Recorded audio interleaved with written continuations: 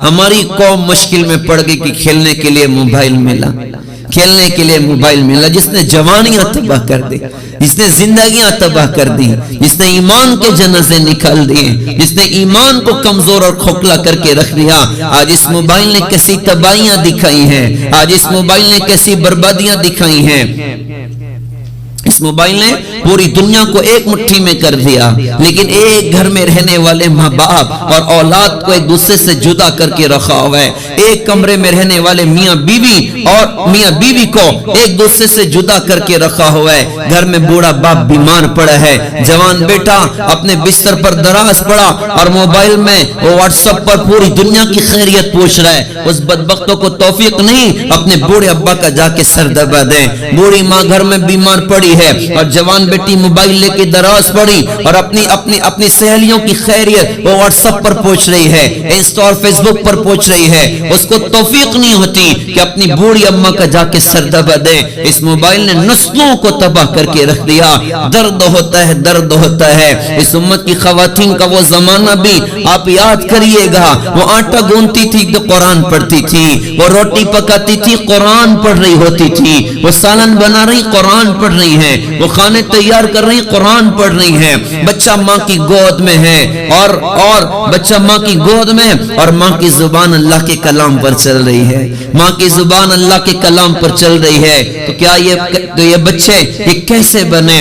آج کا عجیب دور بھی دیکھنا ہمارا اپنا مقدر تھا کہ بچہ ماں کی گود میں ہے اور ماں کے موبائل میں پاکستانی سیریل چل رہا ہے، بچہ ماں کی گود میں ہے اور ماں کے موبائل میں ناچ گانے چل رہے ہیں۔ میرا درد بھرا سوال امت کی ماؤں کے نام، میرا درد بھرا سوال امت کی بہنوں کے نام، کیا اس گود میں پلنے والا بچہ حضرت عبد القادر جیلانی جیسا بنے گا؟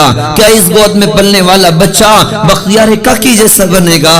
کیا اس گود میں پلنے والی بچی وہ رابعہ بصریہ جیسی بنے گی یا کچھ اور بنے گی؟ ہماری نسلیں تباہی کی طرف جا رہی، اس نے ساری راتیں تباہ کر دی، سارے دن تباہ کر دیے، صلاحیتوں کو برباد کر کے رکھ دیا۔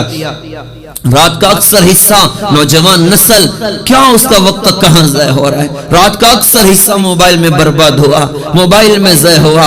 یاد رکھنے کی بات ہے، ایک وہ نادان انسان ہوتا ہے جو کسی بات پر ٹینشن میں آ کے گن پوائنٹ سے اپنے آپ کو شوٹ کر لیتا ہے یا بلڈنگ سے چھلانگ لگا کر اپنے آپ کو ختم کر دیتا ہے، اور وہ بے وقوف مہا بے وقوف ہے جو سلو پوائزن کی طرح روزانہ اپنی زندگی کو ضائع اور برباد کر رہا ہوتا ہے۔ روز 4 گھنٹہ موبائل میں لگایا، 5 گھنٹہ موبائل میں لگایا، 6 گھنٹہ موبائل میں لگایا، ساری رات موبائل میں برباد کر دی۔ ابھی احساس نہیں ہو رہا ہے قیامت کے میدان میں خون کے آنسو روئے گا، ہائے کہاں زندگی کو ضائع کر دیا تھا، ہائے کہاں زندگی کو برباد کر دیا تھا۔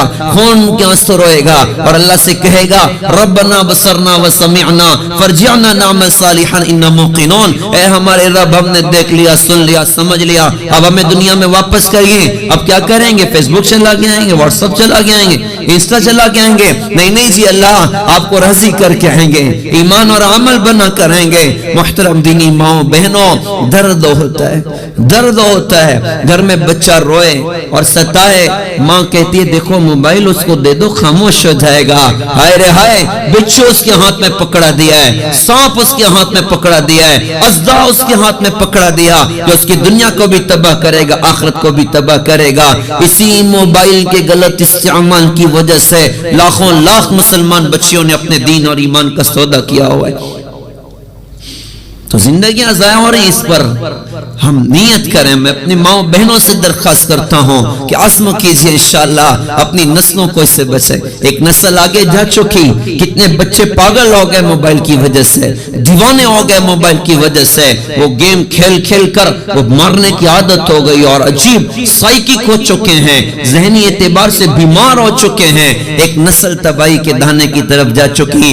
خدا را اپنے گود کے بچوں کو سنبھال لیں، خدا را اپنے چھوٹے چھوٹے بچوں کو سنبھال لیں اور خود بھی موبائل میں وقت برباد نہ کریں، خود بھی موبائل میں اپنے وقتوں کو ضائع اور برباد نہ کریں۔ وقت قیمتی سرمایہ ہے، وقت کا لمحہ یہ کہتا ہوا گزرا ہم سے، ساتھ چلنا ہے تو چل، میں تو گزر جاؤں گا۔